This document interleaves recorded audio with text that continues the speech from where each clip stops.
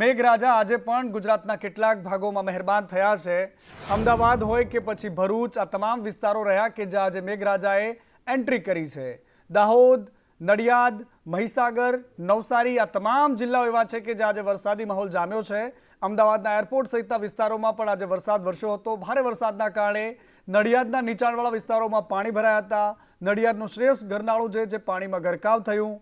દાહોદ અને ફતુપુરામાં પણ ધોધમાર વરસાદ વરસ્યો છે। મહીસાગરના લુણાવાડા, ખાનપુર, કડાણા સહિતના તાલુકાઓમાં આજે ધોધમાર વરસાદ વરસ્યો છે।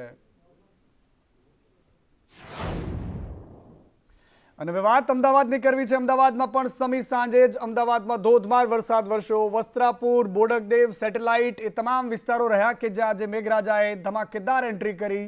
પ્રહલાદનગર, આનંદનગરમાં પણ ધોધમાર વરસાદ વરસ્યો છે। થલતેજ, ગોતા સહિતના વિસ્તારોમાં પણ આજે મેઘરાજાએ ધમાકેદાર એન્ટ્રી કરી હતી।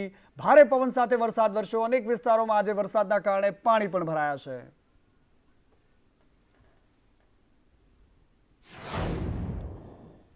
અને અમદાવાદની અનેક સોસાયટીઓમાં પાણી ભરાઈ ચૂક્યા છે। સેટેલાઇટની સત્યાગ્રહ છાવણીમાં વરસાદી પાણી ભરાયા। થોડા વરસાદમાં જ વરસાદી પાણી ભરાઈ જાય છે। અનેક વિસ્તારો એવા છે કે અમદાવાદમાં થોડો વરસાદ શું પડે કે ત્યારબાદ પાણી કલાકો સુધી ભરાયેલા રહે છે।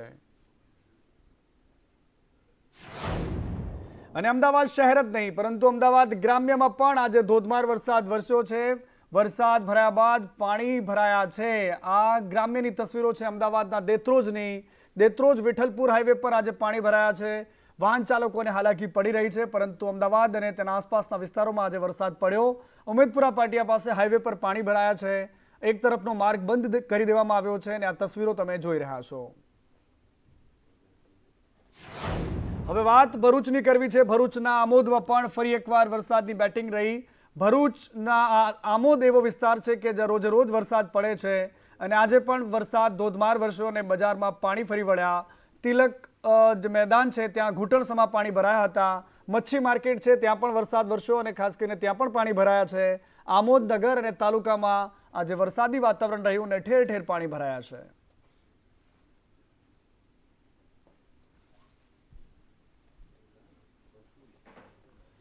વરસાદ વરસી રહ્યો છે અને સાથે સાથે સાર્વત્રિક વરસાદની આગાહીઓ પણ થઈ રહી છે। રાજ્યના મોટાભાગના શહેરોમાં આજે યલો એલર્ટ છે।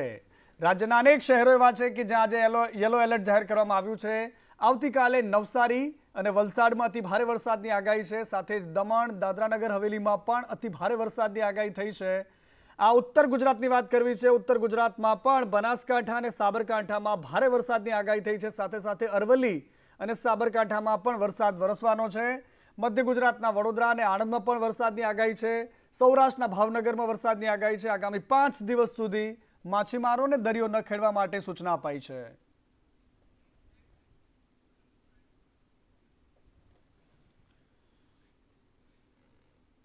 અને વાત કરવી છે કૌભાંડની। પંચમહાલમાં એક કૌભાંડ થયું છે। પંચમહાલમાં પ્રોપર્ટી કાર્ડ ઇસ્યુ કરવાના નામે કૌભાંડ થયું। સંખ્યાબંધ પ્રોપર્ટી કાર્ડ ઇસ્યુ કરી દેવામાં આવ્યા। ખોટી રીતે આ કાર્ડ કાઢવામાં આવ્યા છે। કલેક્ટરને વાતે આ ધ્યાન આવી અને ત્યારબાદ આ મામલાનો ભાંડો ફૂટી ગયો। 3500 જેટલા પ્રોપર્ટી કાર્ડનું બારોબારીયું થઈ ગયું। કૌભાંડ થયાની શક્યતાઓના આધારે ડિસ્ટ્રિક્ટ લેન્ડ રેકોર્ડ કચેરીથી આ આખું કૌભાંડ થયો હોવાની આશંકા હતી। એનઆઈસી અને ગાંધીનગરની ટીમોને આ મામલે જાણ કરવામાં આવી અને ત્યારબાદ તપાસ હાથ ધરાઈ છે। 3 થી 4 દિવસમાં રિપોર્ટ સબમિટ કરવામાં આવશે।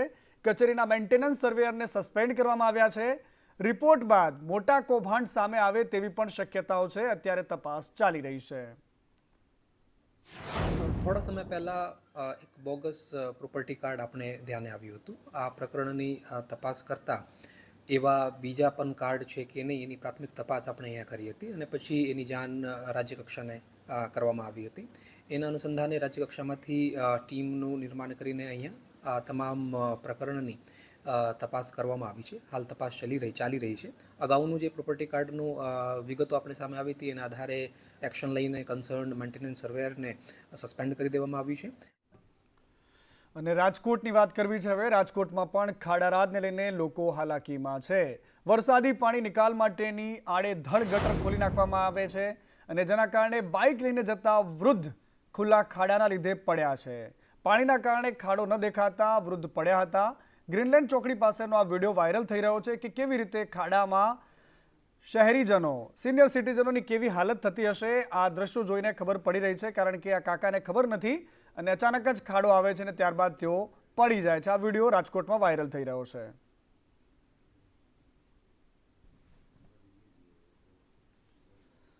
અને આવા જ બિસ્માર રોડ મુદ્દે ગુજરાત હાઈકોર્ટ આકરા પાણીએ છે. રોડનો સુધારો કાગળ પર ન કરો, રોડ પર કરો, આ વાત પણ એમણે કહી છે.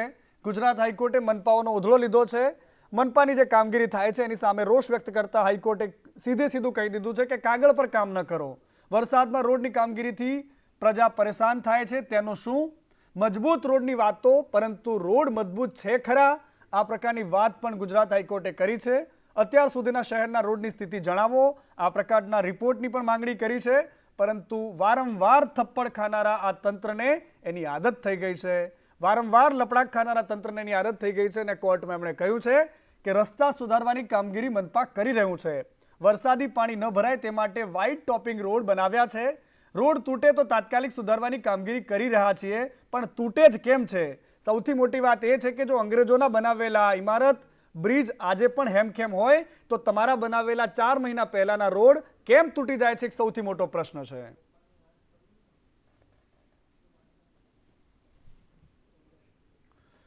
અને બીજી એક મોટી સમસ્યા છે શહેરોમાં. એ સમસ્યાના મામલે ટ્રાફિકની વાત છે. ટ્રાફિકના મામલે પણ હાઈકોર્ટે રીતસરની ઉધળો લીધો.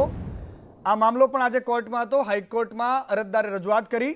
લોકો હજુ ગેરકાયદેસર પાર્કિંગ કરે છે. પાર્કિંગ વ્યવસ્થાના અભાવે સમસ્યા વધી રહી છે અને ટ્રાફિક ડ્રાઈવ ગણતરીના દિવસો થાય છે ને ત્યારબાદ એઝ ઇટ ઇઝ પરિસ્થિતિ થાય છે. પોલીસને પણ ખબર હોય છે કે આ થોડા દિવસની વાત છે. હાઈકોર્ટે ટ્રાફિક પોલીસનો પણ ઉધળો લીધો. સાહેબ ગયા અને ટ્રાફિક વ્યવસ્થા ખોરવાઈ ગઈ એવી વાત હાઈકોર્ટે કરી છે. એવી સ્થિતિમાં કામ કરે છે પોલીસ, એ વાત પણ હાઈકોર્ટે કરી છે. પોલીસે અહીંયા શરમથી પોતાનું માથું ઝુકાવવું જોઈએ તેવી પરિસ્થિતિ છે, કારણ કે કોર્ટના હુકમ બાદ પણ પોલીસ નિષ્ફળ છે તેવી વાત હાઈકોર્ટે કરી છે. 1 મહિનો વીત્યો છતાં પગલાં નથી લેવામાં આવતા. ટ્રાફિક સમસ્યા હળવી કરવાના શું પગલાં લીધા એવી વાત પણ હાઈકોર્ટે પૂછી છે. સમસ્યા પર કામ કરો છો, એ કામ કરીને બતાવો, વાયદાઓ નથી જોઈતા.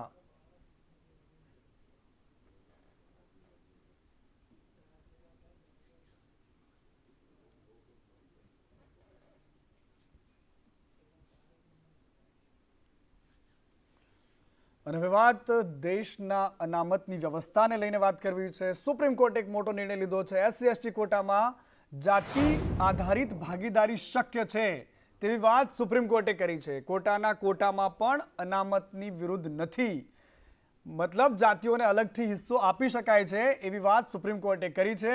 અનુસૂચિત જાતિમાં સબ કેટેગરી સંભવ છે, જનજાતિમાં પણ સબ કેટેગરી સંભવ છે. 7 જજની સંવિધાન પીઠે સંભળાવ્યો છે આ ચુકાદો. સુપ્રીમ કોર્ટે આ મહત્વપૂર્ણ ચુકાદો આજે સંભળાવ્યો છે.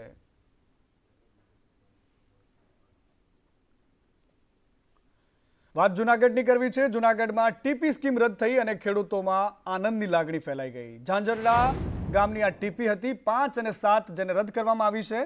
રાજ્ય સરકાર દ્વારા નિર્ણય લેવામાં આવ્યો અને ત્યારબાદ ભારતીય કિસાન સંઘ દ્વારા આ રજૂઆત કરાઈ અને ત્યારબાદ ખેડૂતો ખુશ થયા. ફટાકડા ફોડીને એની આનંદની ઉજવણી કરી. ટીપી નંબર 7 અને ટીપી નંબર 5 માટે ખેડૂતો આંદોલન કરી રહ્યા હતા. ભારતીય કિસાન સંઘનું જે રજૂઆતને ધ્યાનમાં રાખી સરકારની અંદર મહત્વપૂર્ણ રજૂઆત કે ભાઈ ખેડૂતોની આજીવિકા જૂટવાઈ જાય, 10 વીઘામાંથી 4 વીઘા જમીન જાય, ઉપરાંત બેટલમેન્ટ ચાર્જ એ ન લાગે ખેડૂતો ઉપર અને આવા કાળા કાયદા ન હોય એવી રજૂઆત ભારતીય કિસાન સંઘ દ્વારા કરવામાં આવી. અને એને ધ્યાનમાં રાખી આ રાજ્યના મુખ્યમંત્રીએ ખેડૂતોના હિતમાં નિર્ણય લીધો છે અને ટીપી નંબર 5 અને 7 રદ કરવાનો આદેશ આપ્યો છે. અને ગુજરાતની ચિંતા વધારતી એક ખબર પર હવે વાત કરવી છે. ચાંદીપુરા વાયરસ. ચાંદીપુરા વાયરસને લઈને સ્વાસ્થ્ય મંત્રાલયનો રિપોર્ટ. દેશમાં ચાંદીપુરા વાયરસના કુલ 148 કેસ છે. દેશમાં સૌથી વધારે કેસ ગુજરાતમાં છે. ચાંદીપુરાના કેસ ગુજરાતમાં 140 છે. ચાંદીપુરાના કારણે ગુજરાતમાં 59 લોકોના મોત થયા હોવાની વાત સામે આવી છે. 51 મોતમાં વાયરસની પુષ્ટિ થઈ છે અને બાકીના 9 મોતમાં હજુ સુધી પુષ્ટિ નથી થઈ. પરંતુ ચોંકાવનારી વાત એ છે કે આખા દેશમાં સૌથી વધારે કેસ ગુજરાતમાં છે અને મોતનું તાંડવ પણ ગુજરાતમાં થઈ રહ્યું છે.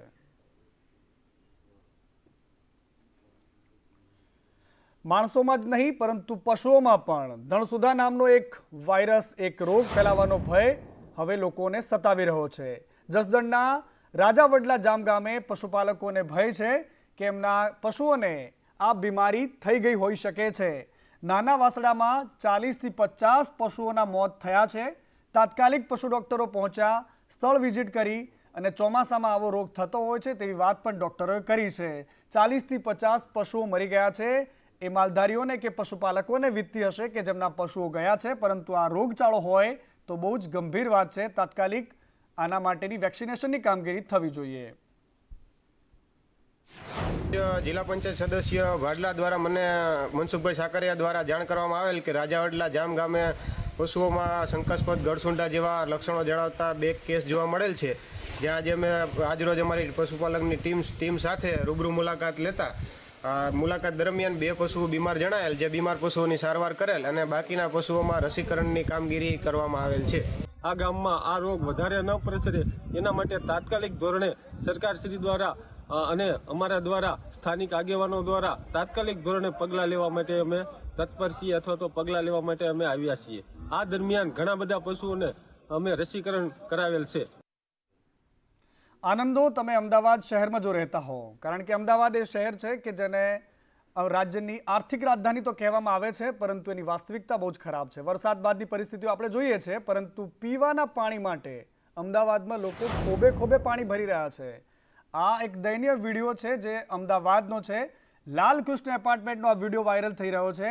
ચેરમેને પાણીના ટાંકાને તાળા મારી દીધા અને તાળા મારી દેતા લોકો ખોબે પાણી ભરવા માટે મજબૂર થઈ ગયા.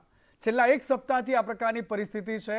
ચેરમેને કેમ પાણીના ટાંકાને તાળા માર્યા છે એક મોટો પ્રશ્ન છે, પરંતુ પીવાના પાણી માટે લોકો ખોબે પાણી ભરતા હોય તો આ ખૂબ જ દયનીય વાત કહી શકાય.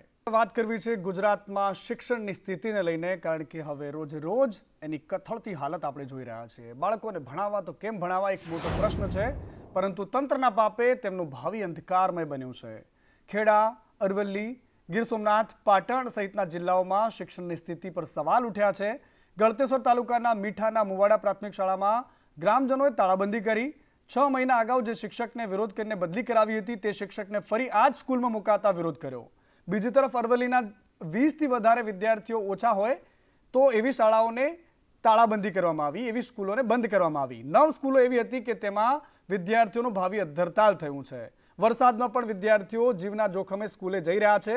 પાટણની સિદ્ધપુરની ફૂલપુરા પ્રાથમિક શાળામાં દર વર્ષે ચોમાસામાં પાણી ભરાય છે, જેના કારણે સુરક્ષાના ભાગરૂપે પાણી વિદ્યાર્થીઓના અભ્યાસ પર વિપરીત અસર થાય છે. કેટલીક જગ્યાએ તો જર્જરિત ઓરડાઓમાં બાળકો જીવના જોખમે અભ્યાસ કરે છે. હાલમાં અરવલ્લી અને ગીર સોમનાથની સ્કૂલોમાં છતના પોપડા પણ પડી રહ્યા છે. આ તમામ તસવીરો એ છે કે જે ગુજરાતમાં એક ક્લાસરૂમની બહાર લખેલું હોય છે કે અહીંયા ભારતનું ભાવિ ઘડાય છે, પરંતુ કેવા પ્રકારે એક સૌથી મોટો સવાલ છે.